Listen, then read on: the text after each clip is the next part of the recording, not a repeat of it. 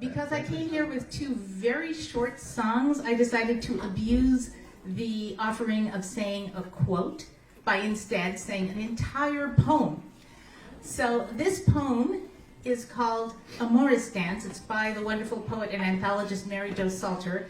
And I'm guessing that of all the people here, there's going to be some who don't know what a Morris dance is. So I'm going to explain. Morris dancing is this very traditional form of English country dancing that goes all the way back to the 15th century.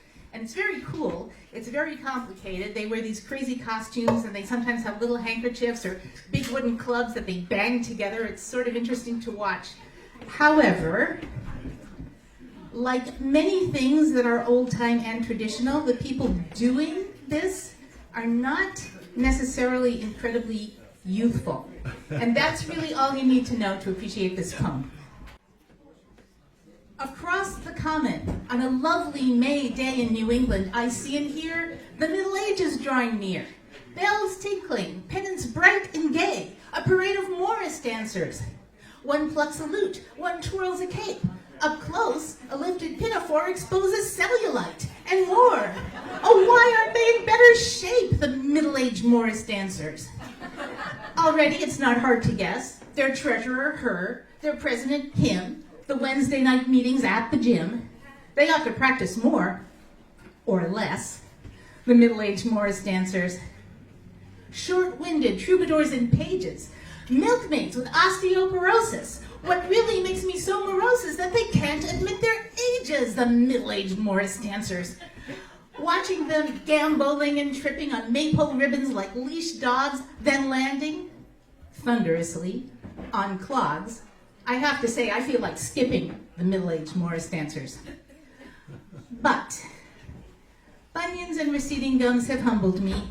I know my station, a member of their generation. Maybe they let me play the drums, the middle-aged Morris dancers. So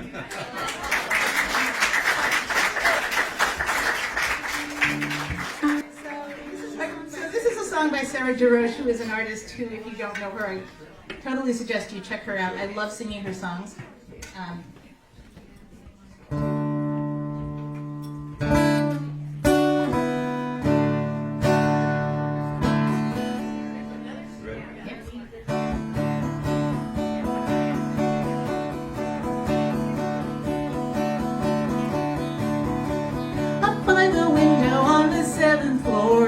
There's a little bird stretching her wings.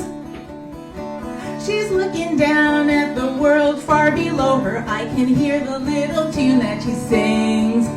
She says, we all have our notions, baby. We all laugh and sigh when the world on the ground is gonna swallow you down. Sometimes you gotta pay it no mind. Time for shouting, there is a time to fight, and if your heart's wide open you might start to get the notion that nothing's going right.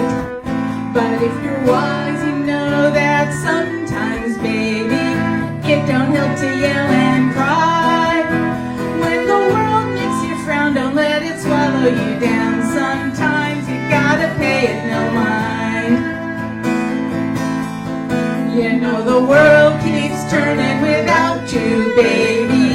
It's okay to yell and cry, but when the ghosts on your screen, they demand to be seen. Sometimes you gotta pay them no mind. Pay them no mind.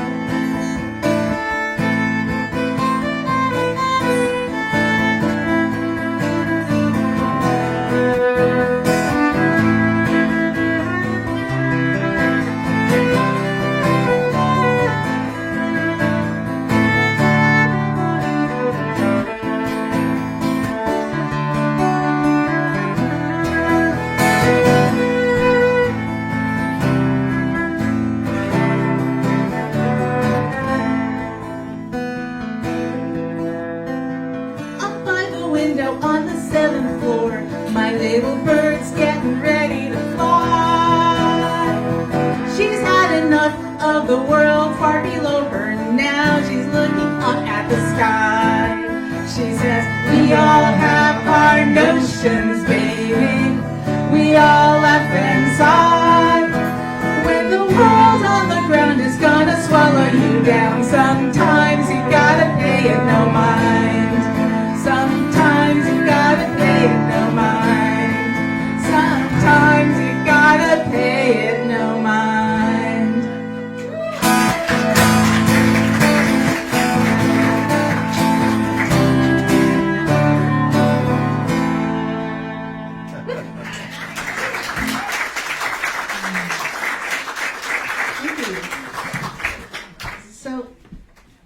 So this next song is by Aaron McEwen, and Utah Red asked us to have a sing-along, and we're like only kind of good at following instructions, so I'm sorry, this is not a sing-along. Not exactly. This is a hum-along, which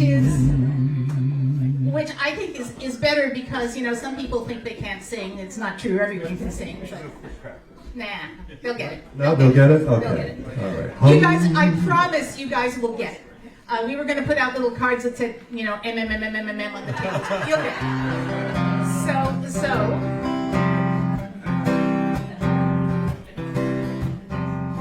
Once in the spring of my 34th year, I had nothing to say. With a dangling